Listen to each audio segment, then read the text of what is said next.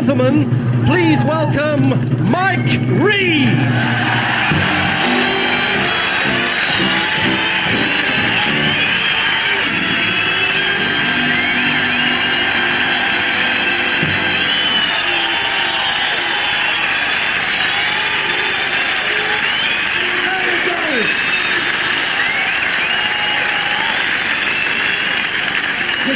Listen.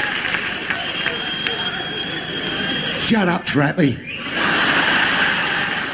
Geezer went to the doctor. The doctor said, "Can I help you, mate?" He said, "Yes, I've come for an examination." When the doctor examined, he said, "Mate, you've got AIDS." He said, "What?" He said, "You've got AIDS. Not only have you got AIDS, you've got a special strain of AIDS." He said, "What's that?" He said, "HIV 556. He said, "What?" He said, "You've got HIV 556. He said, "What does that mean?" He said, "What it mean? You'll be dead within 3 days." Oh, he said, "Turn it in, will you?"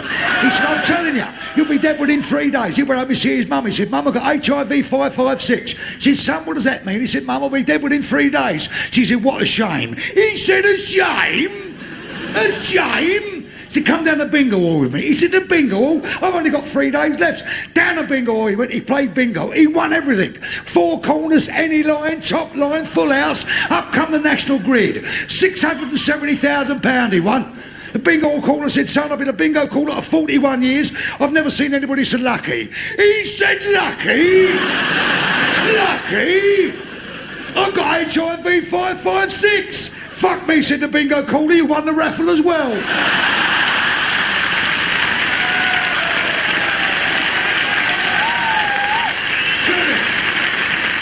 Turn it. Here we are, London Palladium. Greatest theatre in the world. Poxy dressing rooms, though.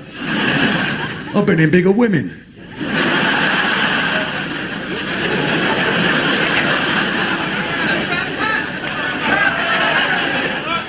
What's the difference between a penis and a bonus? Well, your wife will always blow your bonus.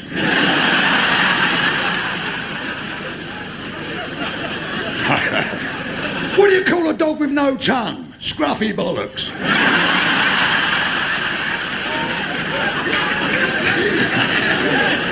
What's the difference between light and hard? Well, you can always go to sleep with the light on.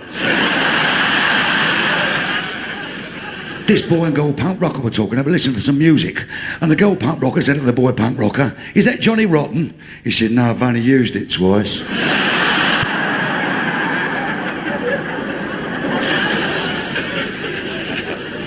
How do you make a woman moan after a man's had a climax? Wipe your dick on her curtain.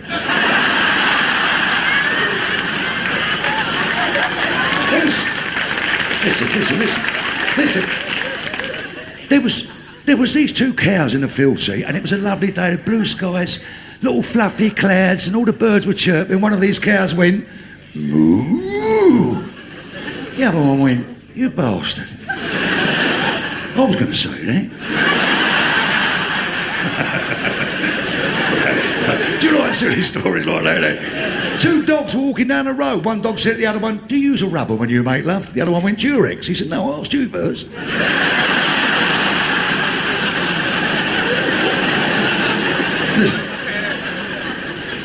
You haven't heard the O.J. Simpson case.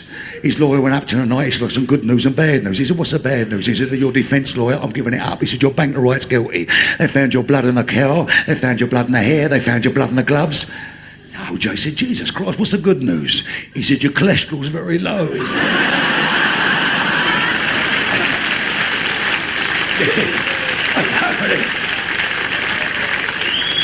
This Eskimo drove into an Eskimo garage. He said to the Eskimo mechanic, he said, "The car's running rough." The Eskimo mechanic said, "What's wrong with it?" He said, "I don't know." The Eskimo mechanic lifted out the bonnet. He said, "I see the problem there." He said, "What's the problem?" He said, "You've blown a seal." No, he said, "It's frost."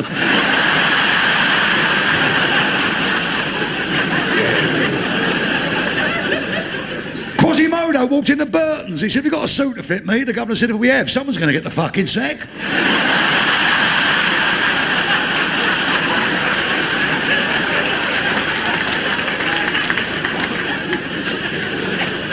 Quasimodo wanted his hump removed, so he walked in the doctor's surgery, walked up to the receptionist. The receptionist said, "Did you ring the bell?" He said, "Don't take the piss," he said.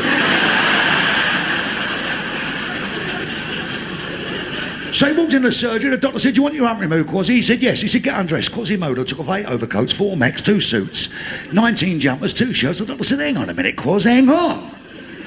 When was you last at school? Quasi went, 47 years ago. Doctor said, didn't you ever wonder what happened to your fucking satchel?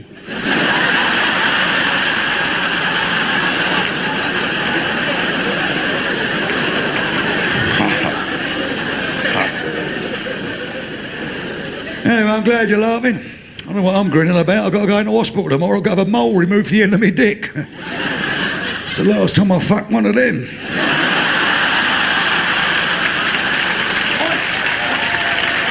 Listen, turn that bleeding round. Turn around, for Christ's sake.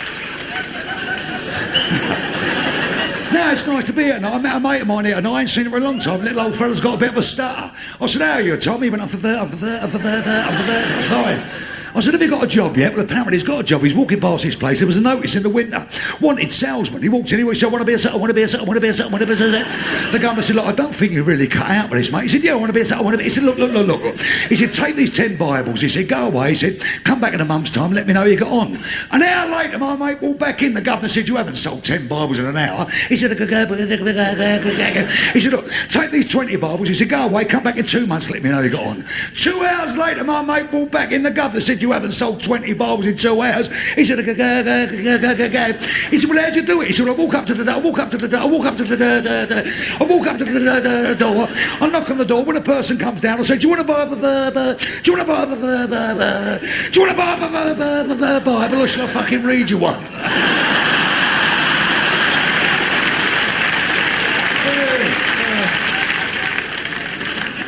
Ah, man, it's nice to hear people like Myla.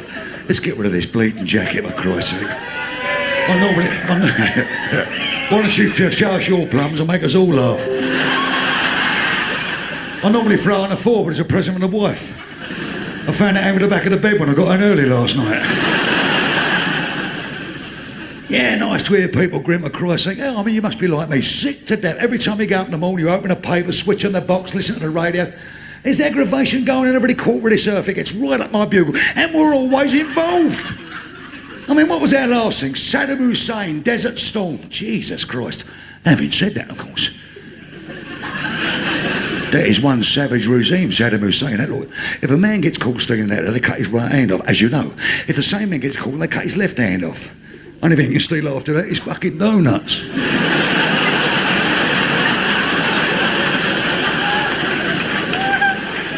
Yes, Operation Desert Storm. We were there. The Yanks were there. French sent 2 planes. They got fucking lost on the way. Germans sent 5,000 towels to lay on the beach. Italians surrendered just in case.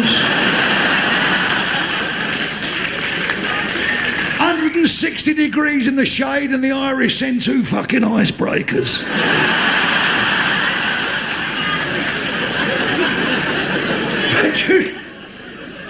Do you know what really incenses, man? It really gets up my bugle when they start making money out of glorifying war. I was sitting down the other day watching a bit of sport on the TV. I switched over to BBC Two, and that movie was on Zulu. A perfectly true story, as you know. 168 officers and men staved off 56,000, I repeat that, 56,000 Zulus. And you remember, the Zulus were taunting the Welsh Guards by banging their assegais on their shields. Hoya, hoya, hoya, hoya, hoya. And the Welsh Guards riding behind their bales of straw.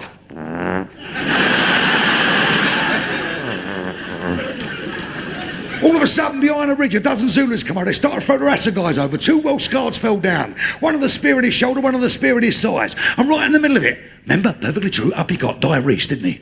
Come on, boys. Let's give it a one. Men of Harlech, remember? On came the Zulus. They started off 4 on poison arrows. There were soldiers dying, driving and egging to the floor with these poison arrows. Some of the arrows were missing because they were dipped in Aramis. They had nothing to do with it. On they came. Di was still there. Men of Harlech. All of a sudden, you looked up the mountainside. You could not see a blade of grass. Just a sea of black bodies coming to these Welsh Guards. It didn't worry Di, he was still there. Man, all of a sudden up got the sergeant. He said, Di, for fuck's sake, sing them something they know. Unbelievable.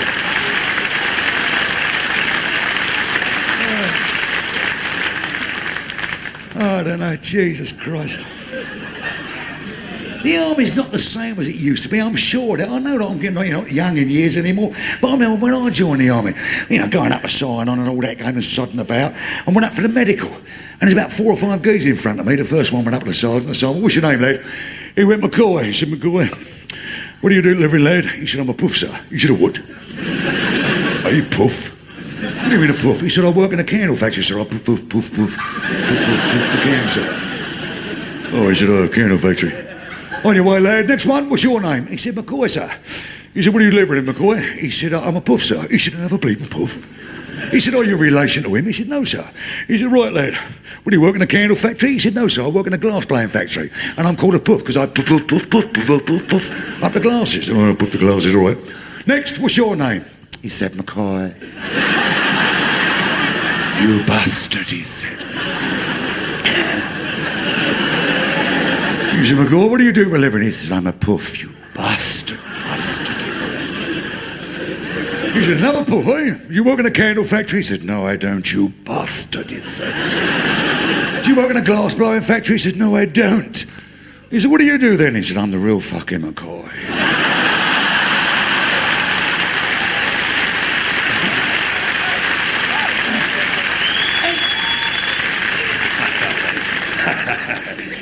And this sergeant walking down all these ranks of soldiers, and he got this big rattan cane under his arm. You know how powerful they are. And he walked up the first geezer, he hit him straight across the leg with his... Bang, he went. Did that hurt, lad? He said, no, sir. He said, why not? He said, because I'm a paratrooper, sir. He said, good lad, good lad. He walked up next geezer, hit him straight across the face with his rattan cane. Kurt Runch. He come up in a big blue welt. Frobbo, frobbo. He said, did that hurt, lad? He said, no, sir. He said, why not? He said, I'm a paratrooper, sir. He said, good lad. He's walking about 5 paces down, there's a geezer there with his dick hanging out. He went, wallop! Did it hurt, lad? He said, no, sir. He said, why not? He said, the fella's behind me, sir.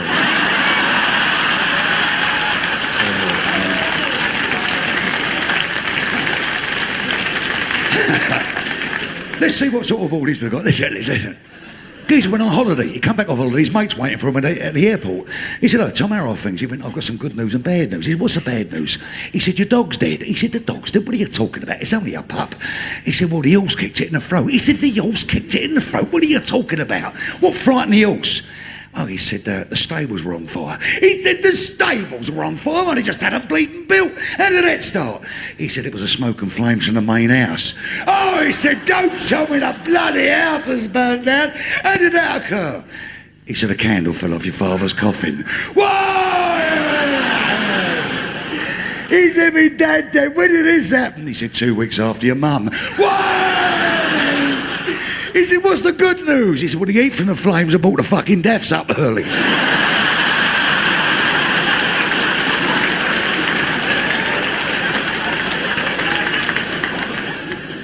Geezer and his bird went round to his mate's house, rung the bell, nothing. Rung the bell again, nothing. He said to his bird, I bet he's bleeding forgot. He said, you don't think so? He said, yeah, I bet he's forgot. They both walked outside, he plunged his hands in his pocket, sat on the bloody wall. Half hour later, his mate turns up with his bird. He said, where you been, Dave? He said, what are you talking about, where have I been? He said, where you been? He said, we're supposed to be going out at 7 o'clock. Oh, he said, Tommy, I'm sorry I forgot. He said, yeah, you forgot. He said, I'm sick and tired of you forgetting. All the boys are, and your mum and dad. What's the matter with you? Where you been anyway? He said, I've been to one of these clinics. He said, what sort of clinic? He said, a clinic for improving your memory. Oh, he said, I'm glad you're doing something about it. He said, well, how do they do that? He said, it's all done by word association. You think of one word and it reminds you of another one. Oh, he said, great. Well, you are doing something about it. That's true. What was the name of the clinic? Oh, he said, okay. Oh, wait a minute. Word association. That's right. What's the name of that flower with a long green stem with all thorns coming out of it and petals at the end? He said, a rose. He said, that's right. Rose, what was the name of that fucking clinic?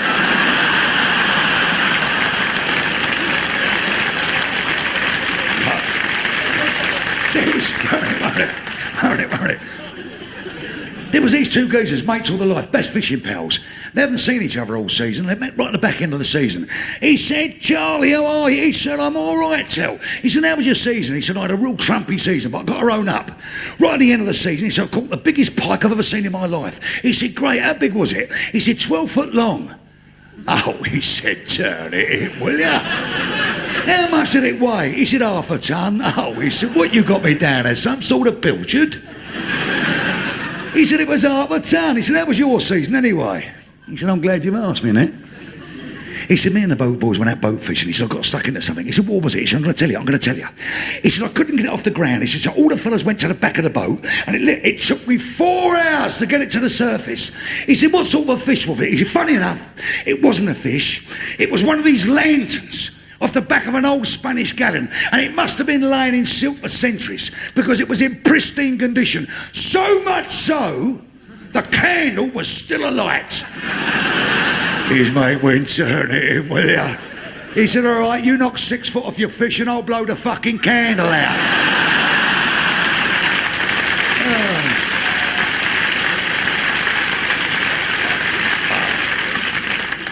Lovely bit. You know, it all goes sometimes for each and every one of us. I've had 3 real trumpy weeks. Started off about 3 weeks ago Wednesday. I finished work and I'm going home and I fancy a Chinese. So I've gone in a Chinese shop to give us number 3, 14, 18 and 64, pal, will you? He said, how much is that? I said, you know, boom, I'll give him the money. So he went, what do you do for a living? I said, what? He said, what do you do for a living? Oh, I said, I'm a comic. And it's like, anybody you tell me you're a comic, oh, tell us a gag. You know, he's done the same thing. You tell me a joke. I said, what? He said, you tell me a joke. As he said that, the bleeding frying pan went boom. I said, your pan's on fire, pal. He said, what? I said, wok. He went, oh, who there?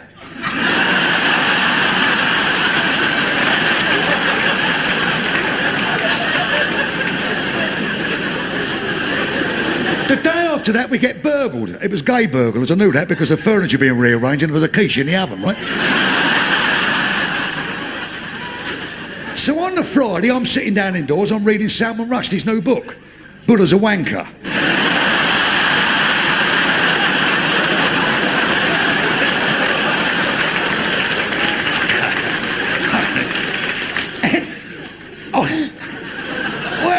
Looked outside, the car's gone, so I rung the old bill. I said, I've had the car nicked.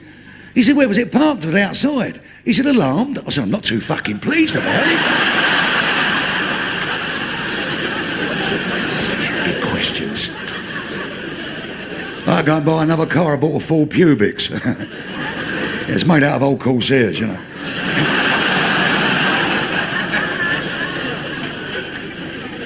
And I've got to own up, we've all got idiosyncrasies and we've all got, you know, a lot of disciplines. And one of my disciplines is I never ever drink before I work. But afterwards, you know, I love a glass of terps, right? So I'll finish the show. Listen. So I'll finish my show, fancy the drink. I've had a few, and all right, own up time. I've gone over the top, right? I'm going home, it had been raining just before my house, there's a big roundabout. I've come up to the roundabout, put the foot on the anchors, it's gone to a 4-wheel skid, hit the roundabout side on, rolled over about 8 times, flattened the bus stop, right? Landed upside down on its roof under a lamppost. Up come this copper. He went, are you drunk? I said, of course I'm drunk, I'm not a fucking stump man. What's the matter with it? Unbelievable.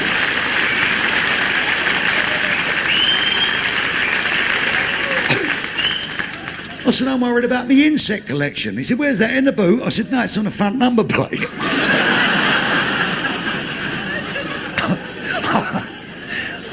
I went out again, I bought another car. I bought a Skoda 16 valve. That's 8 in the engine and 8 in the radio. It's got a heated rear window so you can keep your hands warm while you're pushing the fucking thing.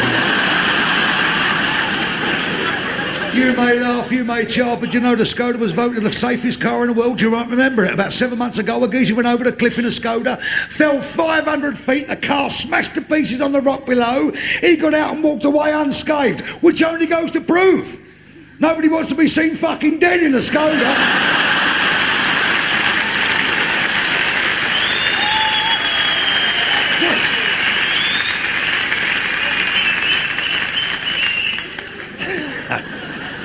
What's the difference between a Skoda and a Jehovah's Witness? Well, you can close the door on a Jehovah's Witness.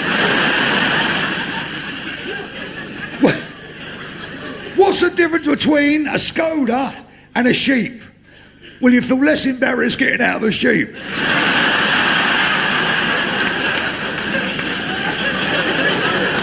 But I digress. Got another motor car. I'm coming out of the house the other night. It's pouring down the road. I got 2 miles from my house. There he was standing in the middle of the road, a copper like that. I thought he's never going to be fucking strong enough.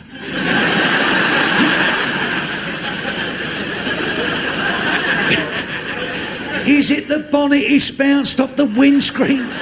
The rain's running on his face. He looked up at me. He said, "You're a silly boy, aren't you?" I said, "I ain't fucking laying out there in the rain." He gone up, dusted himself off, walked over, put his head through the window, which made me laugh because it wasn't open at the time. And then I asked him ridiculous questions. He said to me, "Are you the driver of this vehicle?" "I'm you." I said, "It's automatic, but I've fucking got to be here."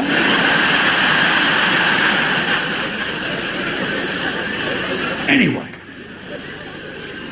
The day after that, I'm working, I fancy a drink. I've gone to this pub afterwards. In the corner's a bird sitting there. I mean, was it ugly? I mean, Trumpy. Trumpy, right? It had a face like a bulldog licking a thistle. Now, the only difference between this girl's face and a bulldog's face, bulldogs don't wear lipstick, right? And it's blowing down my ear. I want to talk to it. It's complaining about this, complaining about that. She says, "You know, every time I look in the mirror, I feel sick." I said, "Well, there's fuck all wrong with your eyes."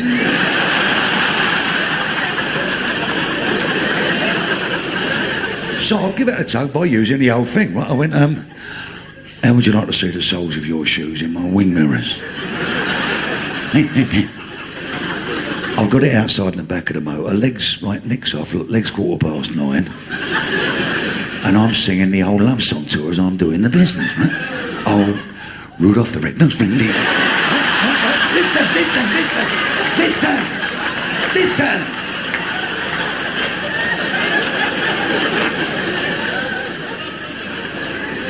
All of a sudden, on the window, there's a copper stand there. He said, "Good evening, sir." I went, He said, "What are you doing?" "Boss, I'm just necking up, sir." "So I see. Put your fucking neck away." He said, "Blow into this." I turned it in, I just thrown it out.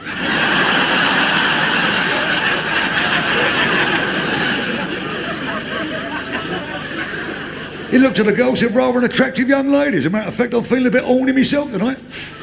If I'm next, I won't nick you." I went, "What are you worried about?" I said, "Never fucked a copper before."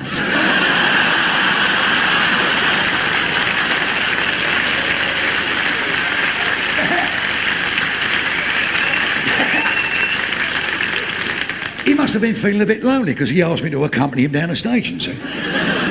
And then they asked the ridiculous questions they do. He said to me, "Give me your name." I said, "What am I going to fucking use?"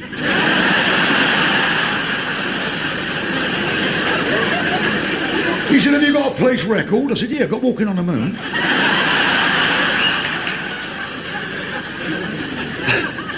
I said, "What are all these photographs out around here?" He said, "They're all photographs of wanted criminals." I said, "Why did you nick them when you took their fucking photos?"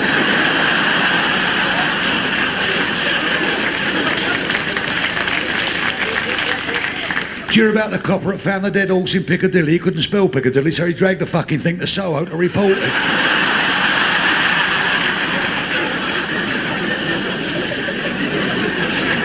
It don't end there. It's a long way for me to come, so anytime I got half a decent journey, my missus always makes me a sandwich, see? So out here, I said to my boy, "Get the sandwiches out." Well, I had one bite of this. It was as rotten as a pear. I rang Mum up. I said, "What the bleeding hell was in that sandwich?" She went, "Crab paste." I said, "Where'd you get it?" She said, "The chemist."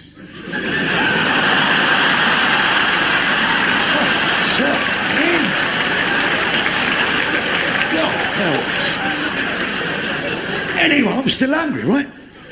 So we pulled up and gone to one of these little thieves, right? Now.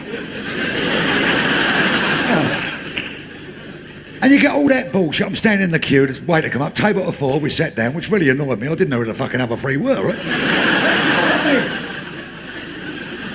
Halfway through the meal, the waiter come over, he said, "Everything all right?" So I said, "No, it ain't." He said, "What's wrong?" I said, "I can't sell my house." Anyway. So, when the meal was over, I'm sitting there having a snout, you know, I'm watching the traffic in the car park. All of a sudden, in he came.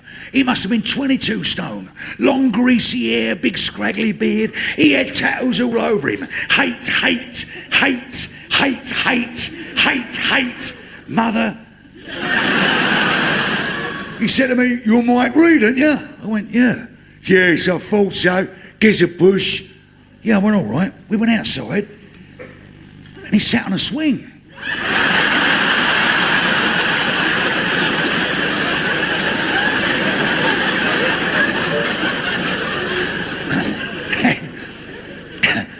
And I come out there, none of us like this. I run a bloody cat over. I was gutted. I pulled up, I found out where the woman lived, I knocked on the door, I said, "I think I'll run your cat over, love." She said, "What did it look like?" I went...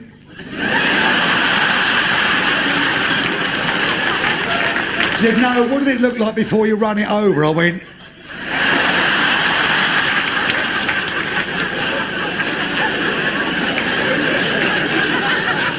So he eventually gets up here. I've got £5 on me, so I thought I'd book in an hotel. What a dive. I thought it was going to be a posh place, because when we walked in, there's two fellas in the corner playing shove excess. So, will you listen, for Christ's sake? I've gone upstairs. What a small room. I mean, tiny. I put the key in the lock and broke the fucking window.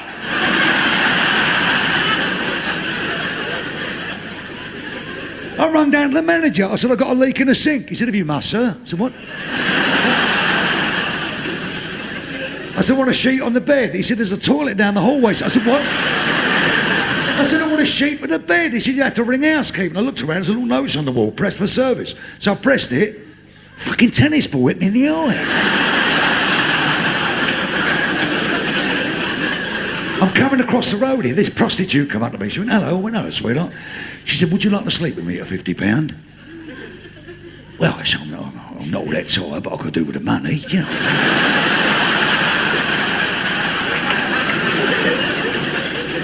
As we walked into the theatre, there's two drunks laying in the gutter. One drunk's blowing up the other drunk's arse. This copper come up and said, "What are you doing?" He said, "I'm giving him the kiss of life." Copper said, "Shouldn't you be at that end?" He said, "You smell his fucking breath."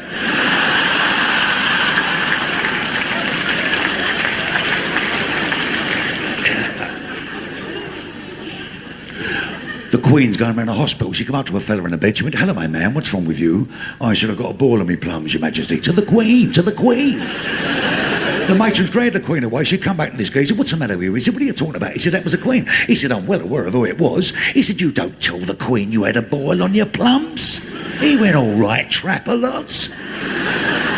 "What should I say?" He said, "Tell the Queen you had a bruise on your back, a cut on your arm, a boil on your leg, but not a boil on your plums." He went, "All right, mouthy." 5 months later, Princess Margaret is going around the same hospital, come up to the same geezer in the same bed. I said, "Hello, my man, what's wrong with you?" I said, I said, "I've got a bruise in my back." She said, "I'm glad to hear your bollocks are better." That's all.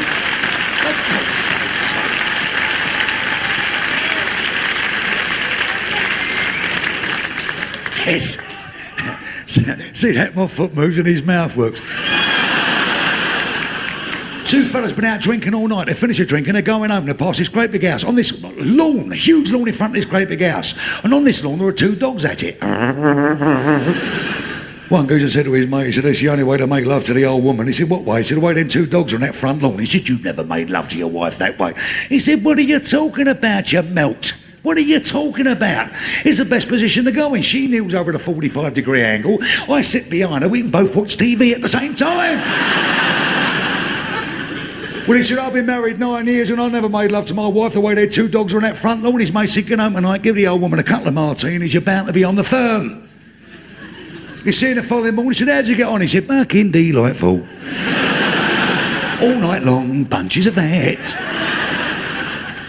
He said, "The only thing that took 10 martinis, there 10 martinis, why was that?" He said, "I don't know, she was quite willing to do it after 2, but it took another 8 to get her on that fucking front lawn."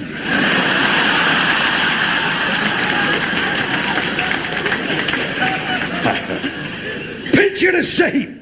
Picture the scene. It is now 12 o'clock midday. This postman has been on duty since 5 a.m. in the morning, and it is pissing down with rain and it's blowing a gale when he's got his last letter left to be delivered 2.5 miles down this country road to this little country cottage. There he was, bent over at a 70-degree angle into the teeth of this gale. The rain's running down his neck. He eventually gets this little cottage, opens up the gate, turns around and closes it. As he turns back again, there's 2 great paws in his chest with his Rottweiler snapping at his throat. Did his bum go boo or what? All of a sudden the window opened, this little grey-haired old woman stuck her head out the window. She said, "Don't worry, darling, it's all right, sweetheart, it's all right. Kick his balls." And then what? She said, "Kick his balls," he likes that. Well, this postman had on regulation Dr. Martens. Size 14, 18 lace holes, steel toe caps, Cantonar studs. He went wallop. This Rottweiler went, ho. Little old lady said, "You're in trouble now." He said, "Why is that?" So I meant his balls on the lawn.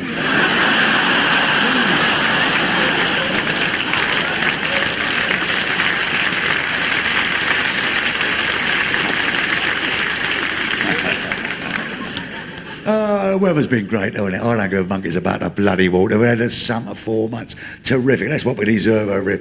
I played plenty of bloody golf. As a matter of fact, I finished golf the other day. I said to my mate, I said, "You fancy a brand new coffee before we go home?" "Hey," he said, "I'll have to ring my little sparrow up first." I said, "Who?" He said, "My little sparrow." I said, "Who's that?" He said, "My old woman." I said, "Why'd you call her a little sparrow? Because she's brown and dowdy?" He said, "No, because she's always chirpy and perky." "Oh, so you're going to ring up your little sparrow, I'm going to ring up my little thrush."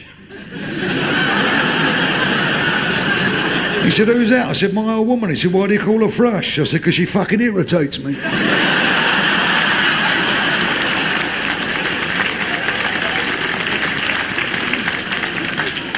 It was her birthday last week. I said, "What do you want for your birthday?" He said, "I want a divorce." I said, "I weren't thinking of spending that fucking much." And I tried to make up for it. I swear. I went home the following day with a big bunch of flowers. "Do you want, I suppose I've got to open my legs for them?" I said, "You got a vase?"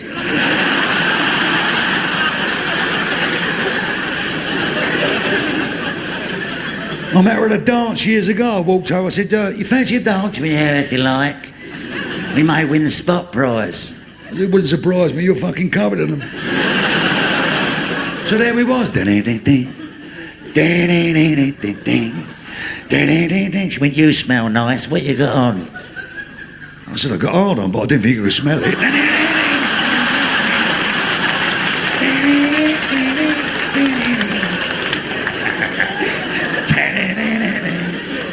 I said, "How you like your eggs in the morning?" She said, "Unfertilised." Oh, I didn't mess about. I got her outside. I didn't worry about hanging up the skirt, curly clock springs. Whoa. She went, hang on a minute here. Where's your manners? Tits first.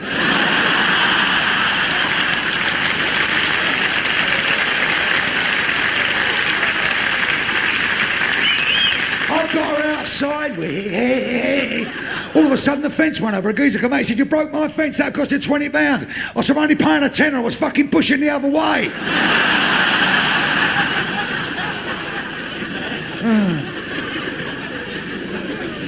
Oh, and then we got married. Oh, Christ. I should moan, really. You know, it was a fairy tale wedding. Fucking grim. Oh, and the honeymoon, man. The honeymoon was a total disaster. The old woman's got a nice shower, plenty of perfume, got into bed. I've done the same thing, threw the covers back. I went, "But you got big tits." She said, "What?" I said, "You got big tit things in it." She went, "This is the first day of our wedding life." I said, "I know that, darling."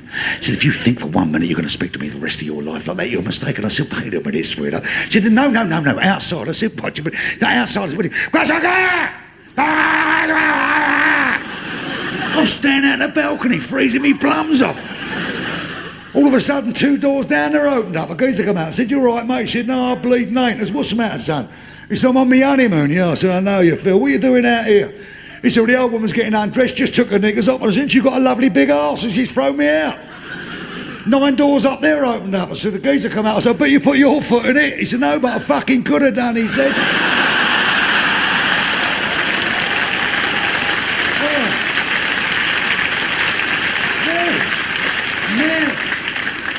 Jesus Christ. I didn't know what it was like to sleep on my own until I got married.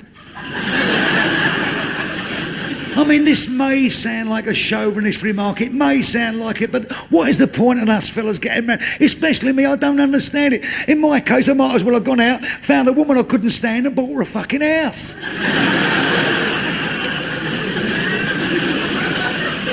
I mean, I've got our own up time coming up. You know, about a few years after the marriage, the sex was great. I said to my woman one night, "You fancy doing the wheelbarrow position?" She said, "What?" I said, "We do the wheelbarrow position." She said, "How'd you do that?" I said, "Well, you take your clothes off, you lay face down on the floor, I'll pick you up by your legs and I go..." She went, "All right, but for fuck's sake, don't push me past me mother's, will you?"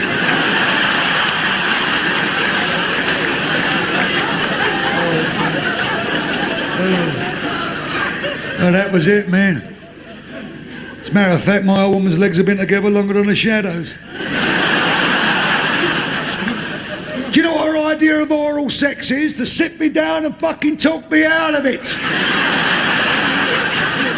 And she ridiculed me, man. She had every given opportunity. She's got a new nickname for me now, ever since I've had a vasectomy. She's named me after a bottle of sherry. Said to me the other day, "Oi, dry sack."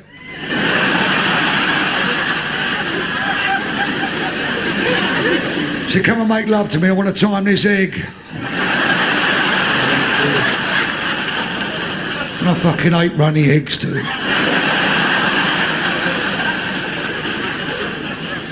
Said, "You make love like a video recorder." I said, "How's that?" She said, "Fast forward, pause and eject."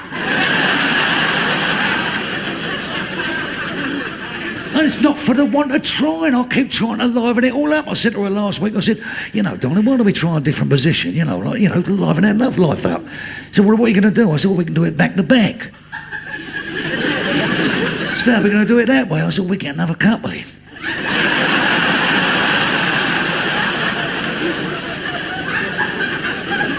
She said, "I've got a better position." I said, "What's that?" She said, "You come and stand behind this ironing board and I'll lay on the couch scratching me bollocks."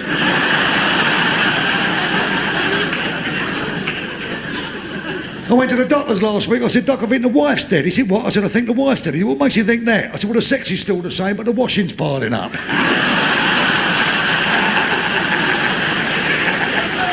Hey.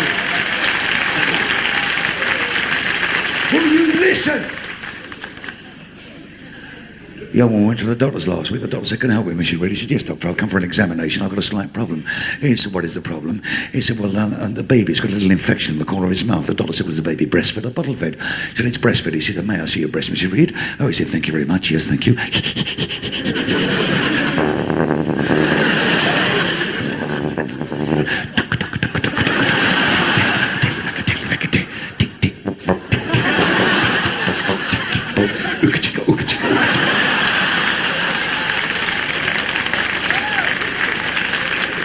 This is not embarrassing you, Mrs. Reid. No, it's rather nice, actually, doctor. But it's the daughter's baby I've come to see you about.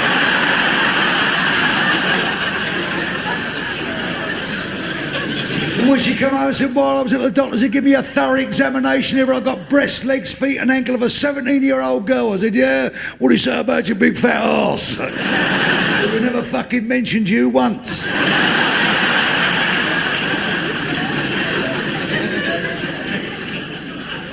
And when I look back at a married life, I mean, for years, when we first got married, we was trying for a family, nothing. In the end, the old woman had to go to one of these sperm banks. And the doctor said, "Come in, Mr. Reid." He said, "Take your knickers off, lay on the couch." He said, "Keep your legs up." He said, "I won't be a minute. I've got to go to the fridge and get a little bottle of sperm out." He come back 5 minutes later with no trousers and pants on. My woman said, "What are you doing?" He said, "We're out of bottles, you'll have to have drafties."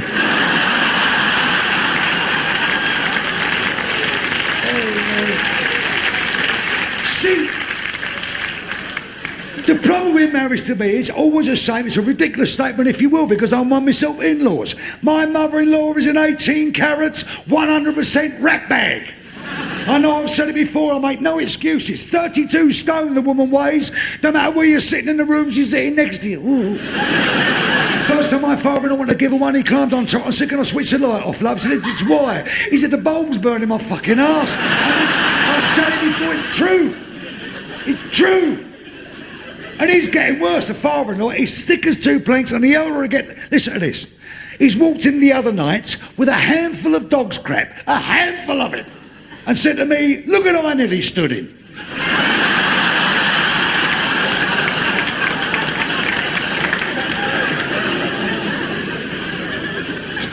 2 years ago, I bought him a metal detector. He was down 60 feet before he realised he had steel toe caps on. Listen to this, listen to this, listen. He went for a sauna the other day, walked in his shop, took his clothes off. When the steam cleared, he was in a fish and fucking chip shop. He's unbelievable.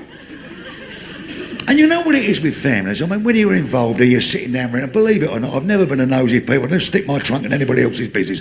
But sometimes you can't help earwigging because it's right happening around you. The mother-in-law and the father-in-law don't get on. Haven't done for years because the main reason is the old woman still likes a bit of the other. The old man don't want to know. I don't think he can get off a thick one. You know what I mean? Listen, listen. So consequently, they don't talk. The old man's gone out the other day, he's bought a new pair of shoes. So he's come home, he knows mother-in-law's going to take no notice of him. So what has he done? He's gone in the bedroom, stripped his clothes off, except for these shoes, walked out in the kitchen where she was. Said, "Know anything unusual about me?" I mean, no. You should have another look. I mean, no. You should have another look. My dick is pointing at them. Oh, I said, "New shoes. But you didn't buy a new fucking hat, wasn't it?"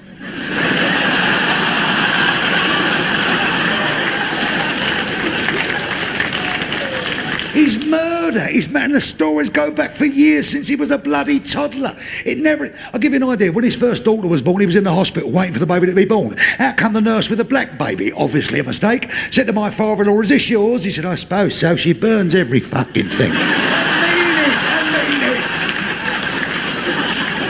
He's come out of a pub the other night as drunk as a sack, taking a shortcut home for the graveyard. He's so drunk he's fell in an open grave.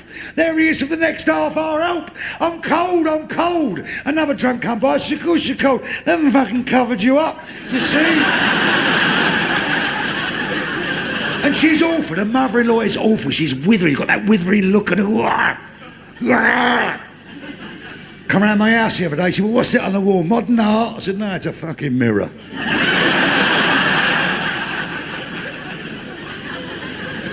And I'm a lucky boy. That's not a facetious statement. I mean it with great sincerity. I really am. I've got a little cottage. I live in the country in the middle of a tiny little village.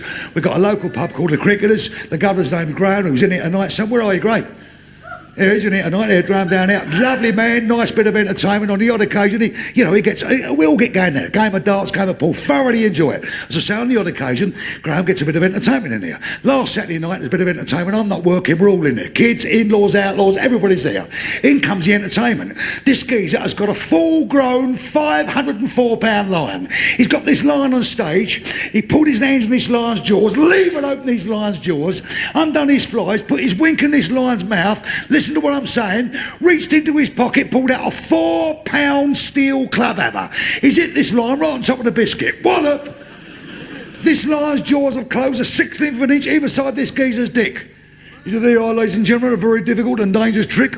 Anybody in the audience like to try that, I will give them £100.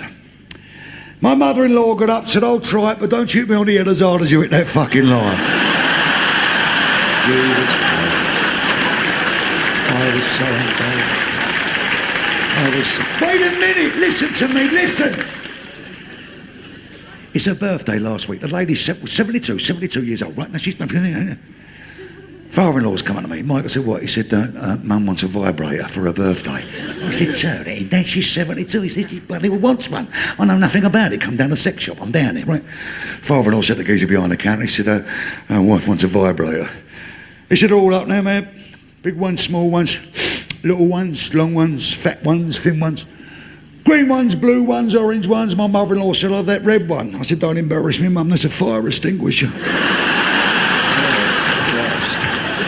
Oh, dear. Oh.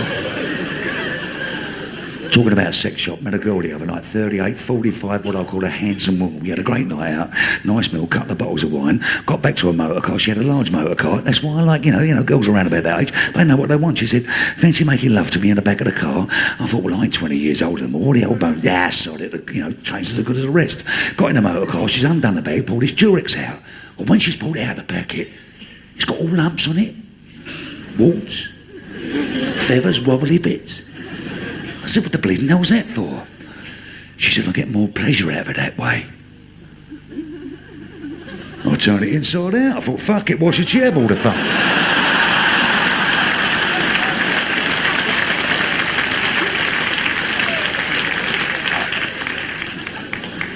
Geezer walked in a restaurant, he went up to a fella, he said, don't I know you, mate? He said, no, I don't think so. He said, yeah, aren't you John Barnes of Liverpool Football Club? He said, as a matter of fact, I am. Carl, he said, I'm so pleased to meet you, I really am. Do you know Ian Rush?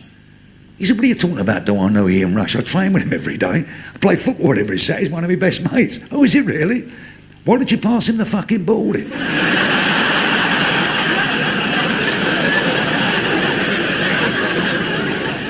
This big black girl was sitting on a stool in a nightclub, and this black fella come past. He had 2 pints of beer in his hand. As he walked past, he went, hold on, woman, you fucked in my whitbread. She said, no, I'm Tessa Sanderson.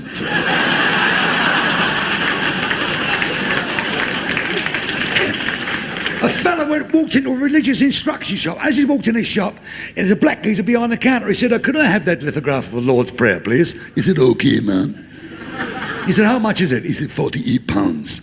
He said, here you are, son. Black fella said, do you want it wrapped? He said, yes, please. He went, oh, the Lord is my shepherd.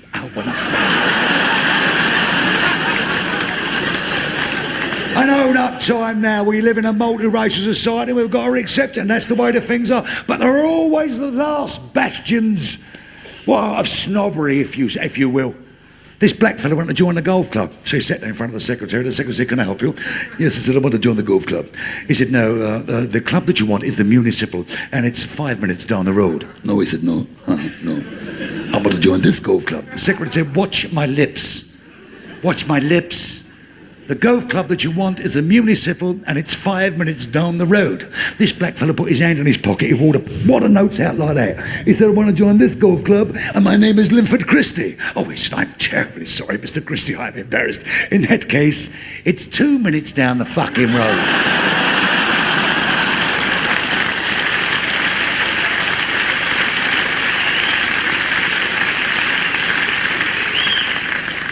I would imagine it must be very obvious, you ladies and gentlemen, listen to me talk. I come from a working class family. I was born in the East End of London, British sector.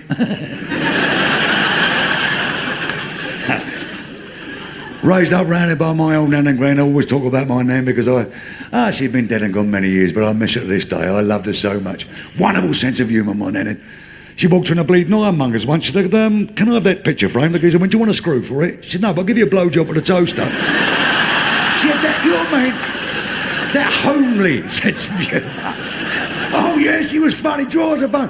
And I tell you, my nan was also a very, very sexy woman. I remember at the age of 60, I mean, she had no meat on her bones, lovely complexion, and she was making a cup of tea one day in the kitchen. All of a sudden, the room went pitch black. She's looked out the window, it's this great pan-technical lorry with this big airy arm hanging out of it.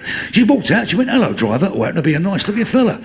Here are you, darling. She said, I'm just making a cup of tea. Do you fancy one, driver? Cool, yeah, I love you, yeah.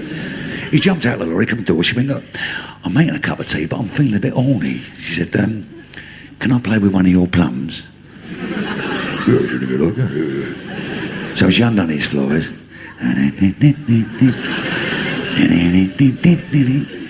She said, you like that driver? Cool. He said, it is absolutely delightful. I said, can I play with the other one? Yeah. He said, go on, help yourself.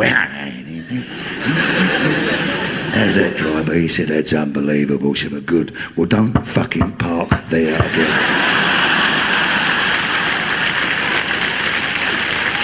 And I remember, you know, you remember so many things about your family. My man must have been 82, and she was on this Zimmer frame, and she walked into an electrical shop. She went to the geezer behind the counter. She said, have you got any vibrators?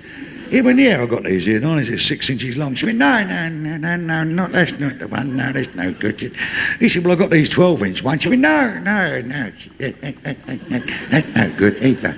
She said, well, this is the biggest one we got, 14 inch. He went, yeah, that's the one. Yeah, that's the one.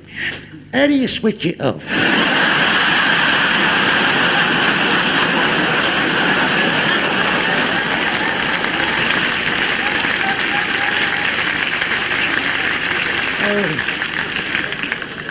But a lot of people were testifying it. I know in them days there was no money about. My old nan didn't go anywhere. As a matter of fact, I remember my nan telling me my granddad and nan were sitting in the kitchen one night. The gas oven blew up.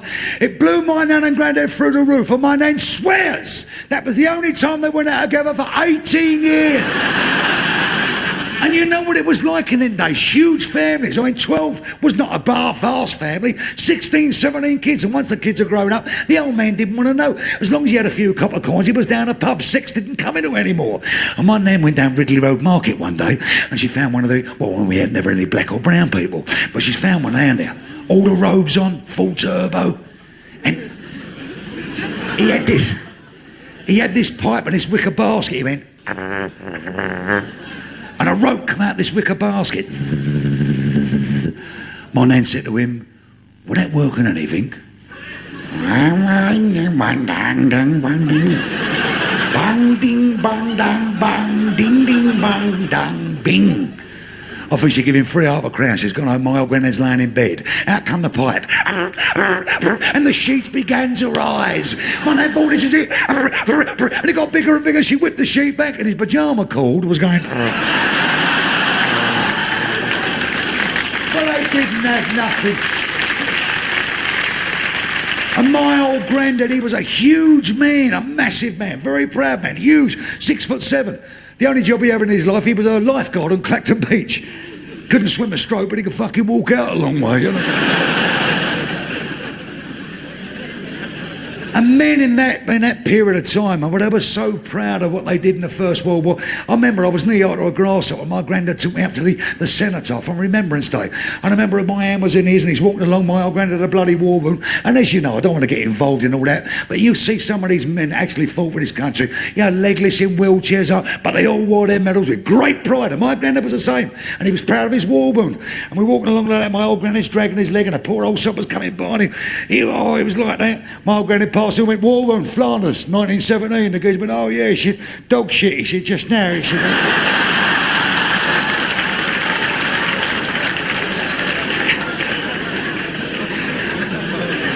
Oh, but he had a great sense of humour. He was dry, because if you remember, there was among my age, people in them days, there were so many characters about. He didn't have to come to London, any big town, there were lots of characters. My granddad was a character. He was talking to this Yank once, he said, Yank said, hey Charlie, he said, what's that building up there? My old granddad said, it's an hospital, son. He said, you know, back home in the States, we've got them 10 times that big. My old granddad said, I ain't surprised, son, it's a fucking mental hospital. Yeah. He said, now just hold on a minute here, Charlie. That's a little unfair. America's a big place. We've got a place there in America called the Grand Canyon. You stand one side, you shout across, it's 3 days before you get the answer back. My old granddad said, I know what you mean, pal.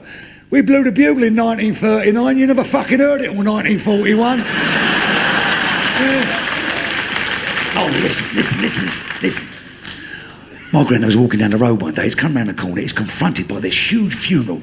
And this funeral was being led by this great big Rottweiler. And it was all drooling at the mouth. It had them big spikes around its neck. And behind the bleeding Rottweiler was 6 guys carrying this coffin. And behind this coffin was 894 men, all in black with the black ties. My granddad said to the geezer, he said, what's going on?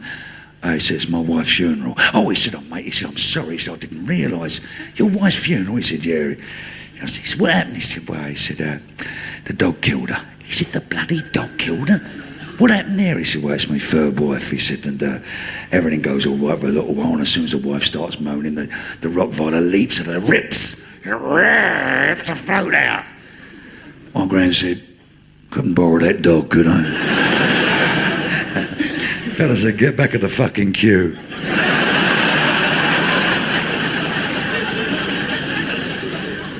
And you you go to the other bloody extent, you go to the other way, kids, and I don't get this, not a fuddy-duddy way, but kids nowadays, man, they got it so good. Not in every respect, I'm talking about entertainment-wise. They got TVs, video games. I wouldn't like to live nowadays as a kid because I think they've got too much pressure.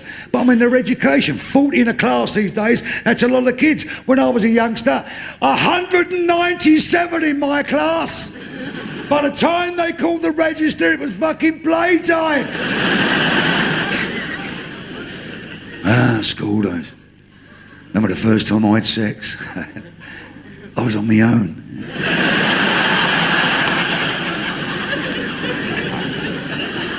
And there was no money about. I remember my old man saying to me, what do you want for your birthday, son? I said, well, as a matter of fact, Dad, I've seen a bike in the shop down the road. It's £10, 12 and 6. I've had my eye on it for a couple of months. He said, well, keep your eye on it, son. You ain't liable to get your fucking arse on it. And he meant it. He meant it. I remember laying in my bed, because my bed was next to my mum and dad's bed at Christmas time, with my ear to the wall, trying to think what I was going to get for Christmas. And all of a sudden I thought, I'm going to get a puppy. I'm going to get a puppy. Because I heard my dad say, well, stroke it. Go on, it won't bite you. Then I thought, no, I'm going to get a bird. I'm going to get a bird. Because I heard my mum say, don't let it fly all over the sheets. Catch it in your pyjamas.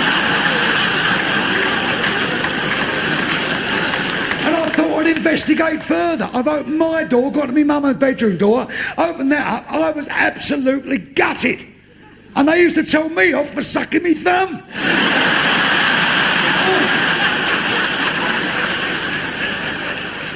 One of the great things I've found in life, and I say this with sincerity, being a granddad, man, that's bloody wonderful. I'm talking about all you young fellas out there with families. You know, you still got fire in your belly, you're out there earning your money to keep the family, and you still like to go out over your pint. And so what I'm trying to say is, you miss that wonderful transitional period from a baby in arms to when they start to grow up. That's the great time. But fortunately, if you become a granddad, life gives you a second bite of the cherry. Because as a granddad, you can pour that love and attention. I'll give you an idea. This old granddad in Germany has got his grandson on his lap, and they're going through a photograph album. Isn't this my grandson? Is when I was in the German army. He said, is that when he was a Nazi, Grandad? He said, I was never a Nazi. Never a Nazi. He said, no. And this, my grandson, is when I was in a tank regiment in Romania. He said, is that when he was a Nazi, Grandad? He said, I was never a Nazi. Never a Nazi. He said, and this, my grandson, is when I was at a Hitler rally. He said, is that when he was a Nazi, Grandad? He said, grandson, I was never a Nazi. He said, but Grandad. He said, you're doing that. He said, yes. There was a reason for this. On this particular occasion, Hitler was saying how Germany would be the greatest nation in the world. We would rule the world. And all we had to do was work 18 hours a day with no tea breaks, no lunch breaks, and no money. And all I said was, here, hang on a fucking minute. Will you stop that? Listen, and I guarantee you, anybody who's got kids out there, if they're left home or they're teenage, at some stage in the game, whether it be male or female, I've dropped you in the cart. Guarantee it. My wife's sister Margaret used to stay with us all the bloody time, weekends. And my mate was going to the bathroom one day where my missus was. He said, Mummy, why has Daddy got two winkles? She said, I only got one, darling. He said, no, he's got two. She said, don't get upset, darling. What are Daddy's two winkles? He said, he's got a little one that he goes for a wee-wee with, and a big one that he cleans Auntie Margaret's teeth with.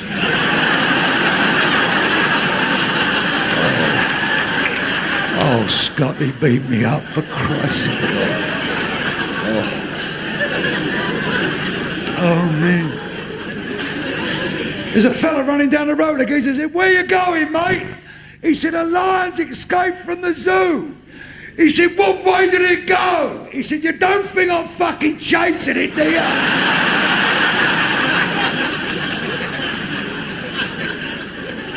Do you hear about the professor that invented the self-lubricating pussy? He wrapped it up in a parcel, took it home to his old woman, she unwrapped it and said, what am I supposed to do with this? He said, teach it to cook and fuck off.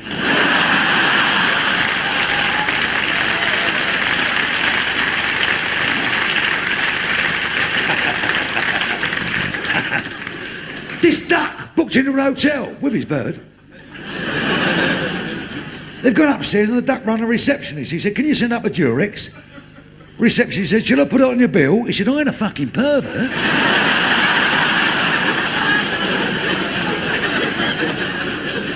There was this German, Japanese fella in a paddy talking about technology. All of a sudden, they're talking, the phone went. This German took a pen out of his pocket and went, "Hello, Berlin, ja. Danke, ja.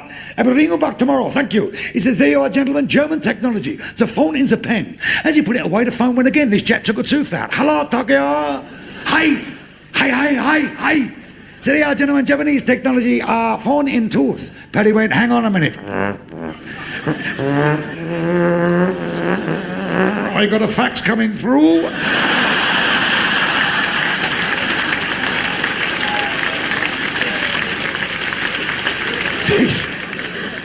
You about the two pregnant nuns met in the street. One said, "Hello, my dear, I haven't seen you since Benedictus." Do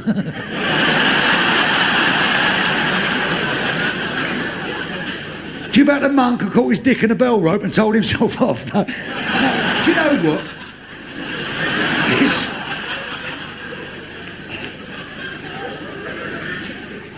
Like all aspects, when you join, either join the Cubs when you're a kid or the Scouts or when you go in the bloody army, at the end of the day, you always wind up with the crap end of the stick of the jobs.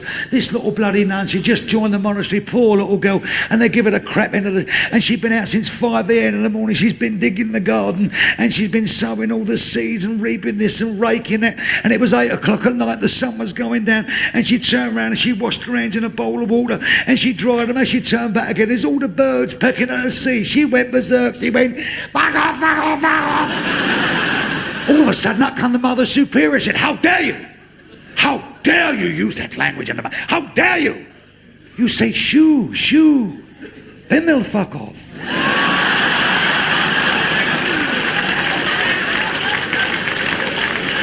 Ladies and gentlemen, I'd like to thank the band. Thanks. You know...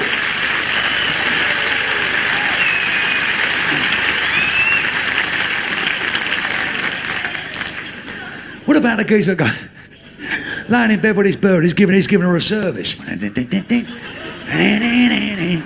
She went, "I'm kinky." He said, "So am I." She went, "Squeeze me boobs, squeeze me boobs." And I squeezed a little bastard. She said, "Bite the nips, bite the nips." "Get the cheeks of my arse, pull them apart and slap them." So it's come out. He said, "Not surprised, I've forgotten what I was fucking doing."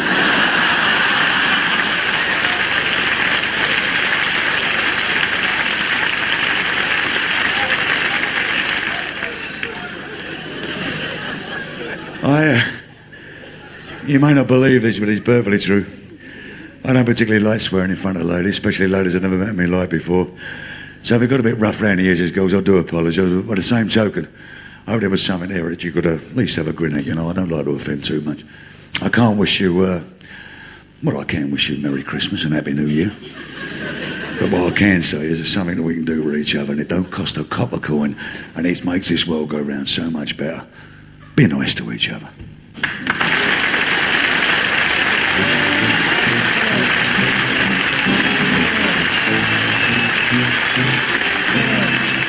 Pack up all my cares and woe. Here I go, singing low. Bye, bye, bye, bye, blackbird. 'Cause where somebody waits for me, sugar is sweet and so is she. Bye, bye, bye, bye, bye, blackbird. Hey, no one here can love or understand for me.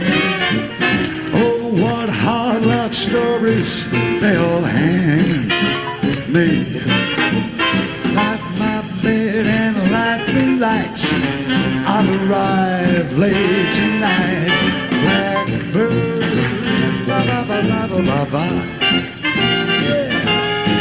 'Cause no one here can love or understand for me.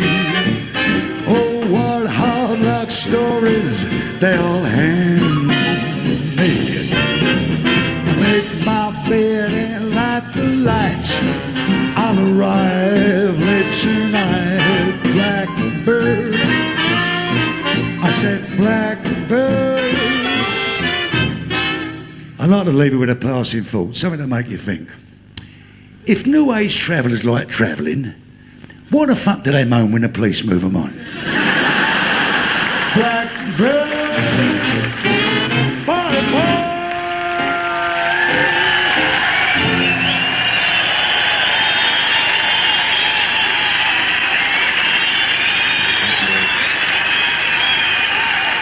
Thanks for coming down.